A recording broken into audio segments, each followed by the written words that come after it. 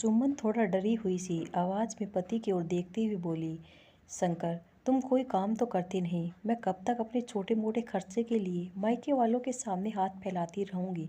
मुझे यह सब बिल्कुल भी अच्छा नहीं लगता है। देखो, मुन्ना का दूध खत्म हो गया है, मेरे मोबाइल का रिचार्ज भी करवाना है, थोड़ा राशन पानी का सामान भी लेकर आना है। चीनी और चाय पत्ती तो बिल्कुल भी नहीं है घर में। मुझे कुछ दवाइयाँ लेनी है और अम्मा जी के लिए एक सूट खरीदना है। तो तुम मुझे कुछ रुपए दे दो। मैं जब मायके गई थी तो मम्मी ने मुझे 2,000 रुपये दिए थे। तब से मैं उसे ही किसी तरह बचा बचा कर घर चला रही हूँ। अब तो मुझे 1 रुपए के लिए भी किसी का मुंह देखना पड़ रहा है। मेरी मम्मी ने भी कल मुझे सुना दिया कि तुम्हारी शादी हो गई है, तो कब तक हम तुम्हारा करते रहेंगे। लेकिन मैंने तो उनसे कुछ मांगा भी नहीं। वह बस यही पूछ रही थी कि तुम्हारी नौकरी लगी या नहीं नहीं लगी, और बदले में मुझे उन्होंने इतना कुछ सुना दिया। तुम ही बताओ, मायके में और ससुराल में मेरी क्या इज्जत रह जाएगी। घर में मेहमान आते हैं तो उन्हें पिलाने के लिए मेरे पास दूध वाली चाय तक के रुपए नहीं होते। फ्रिज एकदम खाली पड़ा है, राशन के डिब्बे भी खाली ही पड़े रहते हैं। ऐसे गरीबों वाली ज़िंदगी हम कब तक जिएंगे। मैं यह नहीं रह चाहती कि तुम मेरे लिए नया मकान बनवा दो या कार खरीद कर दो, लेकिन कम से कम घर की खर्चे के लिए तो मुझे रुपए दो ना। शंकर गुस्से में बोला और कहने लगा, फिर से शुरू हो गई तू। देख, तेरे पास कहीं ना कहीं कुछ रुपए पड़े होंगे। सुमन धीरे से बोली, नहीं शंकर, मेरे पास कोई रुपए नहीं है। होती तो मैं तुमसे नहीं मांगती। तुम प्लीज़ कोई ढंग का काम करो ना। ऐसे कब तक चलेगा।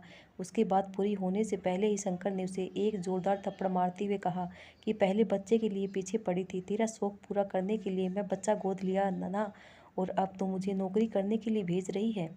जा, नहीं जाता मैं नौकरी करने। जो जैसा चल रहा है चलने दे, समझी तू। सुमन भी गुस्से से भड़क उठी और कहने लगी, इस बच्चे के दूध के लिए पैसे मांग रही हूँ मैं? वह तो तुमसे होता नहीं तो फिर यह बच्चा लाई किस लिए थी। इतना कहकर वह रोने लगी तो शंकर ने गुस्से में अपनी जेब से कुछ रुपए निकाल कर उसके मुंह पर फेंकते हुए कहा, ले, तेरी जैसी औरतें तो बाजारों औरतों की तरह होती है, बस रुपए पैसे के लिए रोती रहती है। इतना कहकर गुस्से में वह उसे गंदी गंदी गाली देते हुए कमरे से बाहर निकल गया। सुमन पीछे से चिल्लाती हुई बोली, तुम्हारे जैसे आदमी के साथ तो मुझे रहने का ही मन नहीं करता। तब वह पीछे पलटा और कुटिलता से मुस्कुराते हुए बोला, अच्छा तो कहाँ जाएगी। तो मैंने जानबूझकर तेरे गले में बच्चा बांधा था। बहुत ऊंची उड़ान भरने की कोशिश कर रही थी। इतना तो तुझे जॉब करनी थी, तुझे घर से बाहर निकलना था। अब बच्चे को गले में लटका कर ढूंढती रह जॉब। देखता हूँ कि तू जीवन में क्या करेगी। तू जॉब करके बाहर वालों के सामने मुझे निकम्मा और निशा दिखाने की कोशिश कर रही थी ना, कि मैं कोई काम नहीं करता, तो तुझे कमाने के लिए बाहर निकलना पड़ता है। अब घर में घुट घुट कर जिंदगी बिता और एक एक रुपए के लिए मेरे सामने हाथ फैलाती रहे। इतना कहकर वह गुस्से में घर से बाहर निकल गया तो सुमन ने एक जगह ही बैठी रह गई। उसे समझ नहीं आ रहा था कि उसकी गलती क्या है। जब उसकी शादी शंकर से हुई थी तो वह एक प्राइवेट कंपनी में नौकरी करता था। फिर उसकी कंपनी में कुछ परेशानी आई और कंपनी वालों ने उसे निकाल दिया। उसके बाद कुछ जमा पूंजी थी, उसी से घर चलता रहा। शंकर को भी घर पर बैठने की आदत हो गई। वह दिन भर पता नहीं किस किस से फ़ोन पर बातें करता रहता, अपनी शराबी दोस्तों के साथ शराब पीता रहता। शायद जुआ भी खेलने लगा, क्योंकि जब कभी जुआ में जीत आ जाता तो ढेर सारी शराब लेकर घर आता और कई कई दिनों तक शराब पीता रहता। बीच बीच में वह कोई छोटा मोटा काम भी कर लेता था, जिससे कि शराब का इंतजाम हो जाता था।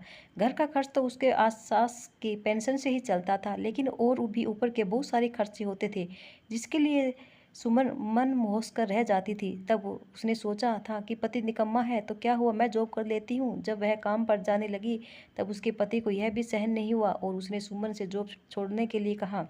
जब वह नहीं मानी तो उसने दूसरी चाल चली और उसने कहा कि मैं जॉब करता हूँ, तुम जॉब छोड़ दो। अगले दिन से ही वह काम पर जाने का दिखावा करने लगा और उसने सुमन को बार बार जॉब छोड़ने के लिए मजबूर किया। तब उसने भी काम छोड़ दिया। उनकी शादी को 7 साल हो चुके थे और सुमन माँ नहीं बन पा रही थी। इसी बीच दोनों ने जांच करवाई तो पता चला कि कमी शंकर में ही है। अपनी इसी कमी को छुपाने के लिए आए दिन वह सुमन पर हाथ उठा दिया करता था। अपने गुस्से से उसने सुमन को डरा रखा था। सुमन कोई मजबूत कदम उठाने से डरती थी, क्योंकि उसके मायके वाले भी उसे ही एडजस्ट करने के लिए रहने के लिए कहते थे। सुमन मायके भी जाती थी तो वहाँ पर भी उसे कोई मान सम्मान नहीं मिलता था। तब उसके पति को लेकर उसे कोसते रहते थे और कोई भी ऐसा नहीं था जो उसे छोड़ने की बात करता था। जब सुमन कहती कि मैं अपने पति को छोड़ दूंगी तो उसके पिताजी कहते कि मैं तुझे जीवन भर अपने सिर पर बिठाकर नहीं रख सकता, मुझे अपनी और बेटियों की ज़िंदगी की परवाह है। अगर तू अपने पति को घर छोड़ कर आ गई तो फिर उनके लिए अच्छे घर से रिश्ते नहीं आएंगे। इसलिए सुमन विवाह होकर पति के अत्याचार सहती रहती है। एक दिन शंकर घर आया तो काफ़ी खुश दिखाई दे रहा था। वह कहने लगा कि मेरे एक दोस्त के रिश्तेदारी में बहुत गरीब लोग हैं, उनके पहले से 3 बच्चे हैं और अब फिर से वह उन्हें बच्चा होने वाला है, तो हम उनसे बच्चा गोद ले लेते हैं। यह सुनकर सुमन बहुत खुश हो गई, क्योंकि उसे भी बच्चा गोद लेने का मन था, लेकिन डर से वह कुछ बोल नहीं पाती थी। धीरे धीरे समय बीता और सुमन की गोद में एक प्यारा सा बेटा आ गया। वह खुश रहने लगी, लेकिन कुछ दिनों में शंकर ने फिर से जॉब छोड़ दी और वह घर में रुपए भी नहीं देता था। सास बड़ी बड़ी मुश्किल से अपनी पेंशन से घर चला रही थी, लेकिन अब खर्च और भी ज़्यादा बढ़ गए थे और सुमन के पास बिल्कुल भी रुपए नहीं होते थे। तो आज वह शंकर को समझाने की कोशिश कर रही थी, लेकिन शंकर की बात सुनकर तो उसके पैरों तले जमीन ही खिसक गई। शंकर यह बच्चा केवल उसके पैरों में बेड़ियां डालने के लिए ले आया था। उसे समझ नहीं आ रहा था कि वह क्या करे। इतने सालों से वह अपनी सारी इच्छाओं को मार मार कर जीती आई थी। कभी वह बाजार चली जाती तो अपनी नज़रें बंद करती चलती थी, क्योंकि बाजार में कभी गोलगप्पे चाट वगैरह दिख जाते थे तो उसे खाने का मन करने लगता था। लेकिन उसकी जेब इस बात की इजाज़त नहीं देती थी। जब कोई तीज त्योहार होता था तो महिलाएं श्रृंगार का सामान खरीदती थी, तब भी वापस वह मन होश कर ही रह जाती। लेकिन आज पति की बातें सुनने के बाद उसे समझ में आ रहा था कि वह कितनी बुरी तरह से फंस कर रह गई है। वह रो रही थी, तभी उसे अपने कंधे पर किसी का स्पर्श महसूस हुआ। उसके पीछे पलट कर देखा तो उसकी सासू स्नेहा जी खड़ी थी। उनकी आंखों में आंसू थे। वह बहू के दर्द को समझ रही थी। उन्होंने धीरे से कहा, बहू मेरा यकीन करो, मैं बहुत बार शंकर को समझाने की कोशिश की, लेकिन वह मुझ पर भी हाथ उठाने के लिए बढ़ने लगता है, इसलिए मैं भी डर कर खामोश रह जाती हूँ। मुझे बड़ी शर्म आती है कि अगर उसे मुझे मार दिया तो मैं लोगों को क्या मुंह दिखलाऊंगी। वह सब लोग मेरी परवरिश पर ही सवाल उठेंगे, इसलिए मैं शंकर को कुछ नहीं कहती। लेकिन एक औरत के नाते मैं तुम्हारे दर्द को समझ सकती हूँ। शंकर तुम्हारे साथ जो भी कर रहा है वह सही नहीं है। उसे क्या लगता है कि उसने तुम्हारे पैरों में बेड़ियां डाल दी है। वह मुझे पेंशन मिलती है, उससे घर खर्च चलता है, लेकिन तुमने तो आत्मनिर्भर बनो वक्त कौन सा रंग दिखलाई, हमें क्या पता है। हमारा बेटा भी छोटा है, आगे चलकर उसके ही 1000 सपने होंगे। रुपए पैसे नहीं होंगे तो हम उसके सपने पूरे कैसे करेंगे। हम दोनों को मिलकर शंकर को सबक सिखाना होगा। सुमन अपनी सासू आंसू पोंछते हुए बोली, लेकिन माँ जी यह कैसे होगा। मुझे आप शंकर से कोई लगाव या प्यार नहीं रह गया, लेकिन मैं अपनी ज़िंदगी कैसे जीऊँगी यही सोच कर यहाँ पड़ी हुई हूँ। स्नेहा जी ने उसके आंसू पहुँचते हुए कहा कि तू दिन भर घर में रहता नहीं है, रहता भी है तो शराब के नशे में पड़ा रहता है। इसे तो तुमसे कोई मतलब ही नहीं है, और इसे क्या लगता है कि बच्चे लाकर इसने तेरे पैरों में बेड़ियां डाल दी है। लेकिन यह मत भूल बेटा कि मैं तेरे साथ हूँ। आज से मुन्ना की देखभाल मैं कर लिया करूँगी। तुझे जहाँ जाकर नौकरी करनी है तो कर, और मैं देखती हूँ ये हमारा क्या बिगाड़ लेगा।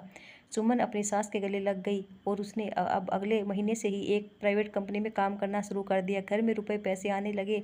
सुमन अपने पति के आगे हाथ नहीं फैलाती थी। उसके पति को भी पता नहीं चल पाया था कि सुमन जॉब करने लगी है। घर में सब लोग खुश रहने लगे थे। सुमन अब अपने पति से कोई मतलब नहीं रखती थी। वह बस उसके आगे खाने की थाली डाल देती थी। उसके पति में कमी थी तो वह रात को भी उसके पास नहीं आता था। सुमन बस अपनी सास और बेटे के साथ थे जो से रहती थी, खुश से रहती थी। एक दिन शंकर घर आया तो काफ़ी रो रहा था। वह कहने लगा कि मेरी तबीयत ठीक नहीं है और मैं बेहोश हो गया। मेरे दोस्त मुझे डॉक्टर के पास ले गए तो पता चला कि मेरी किडनी खराब हो चुकी है और ऑपरेशन कराना पड़ेगा। इतना कहकर वह फूट फूट कर रोने लगा। उसे रोते हुए देखकर उसकी माँ बोली, देख ले बेटा, तेरे कुकर्मों का फल तुझे मिलना ही था। शंकर माँ के पैरों में गिरकर और कहने लगा, माँ मुझे बचा लो, उसके बाद मैं कोई गलत काम नहीं करूँगा, सही तरीके से अपनी ज़िंदगी जीऊँगा। फिर वह सुमन से बोला कि मैं तुम्हारे साथ बहुत गलत किया है, शायद यह उसी की सज़ा है। सुमन धीरे से बोली, मैंने तो तुम्हें समझाने की कितनी कोशिश की थी, लेकिन तुम्हें तो अपनी खुशियों के आगे कुछ दिखाई ही नहीं देता था। वह रोती हुई बोली कि मैं स्वार्थी हो गया था और शायद मुझे इसी इसकी सज़ा मिली है। खैर सुमन के पास कुछ रुपए जमा थे और उसकी माँ ने अपने कुछ गहने बेचकर बेटे का ऑपरेशन कराया। ऑपरेशन के बाद से जब धीरे धीरे वह स्वस्थ हो गया तब वैसे ही रास्ते पर आ चुका था। अब वह ना दूसरा पीता था, ना ही अपनी पत्नी के साथ गलत व्यवहार करता था, ना ही उसे मारता पीटता था। वह काम पर भी जाने लगा था और बहुत प्यार से अपनी माँ, पत्नी और बेटे के साथ रहने लगा था। सुमन पहले की तरह जॉब करती थी और उसके साथ अपने बेटे को संभालती थी। कुल मिलाकर देखा जाए तो सुमन को यही लगता था कि उसके जीवन की खुशियों के आधार उसके साथ ही है। अगर मुश्किल वक्त में उसके साथ न दिया होता तो शायद वह टूट कर बिखर गई होती। देखा जाए तो दोस्तों, आज सास भी एक माँ ही होती है, कभी अपने बच्चों का बुरा नहीं चाहती। ऐसी सास सबको मिल जाए तो सबका जीवन अच्छे से बीत जाए। सब बहुओं की ज़िंदगी बन जाती है। आपको यह वीडियो कैसी लगी कमेंट करके ज़रूर बताना और हमारे चैनल को लाइक और सब्सक्राइब ज़रूर करना। धन्यवाद दोस्तों।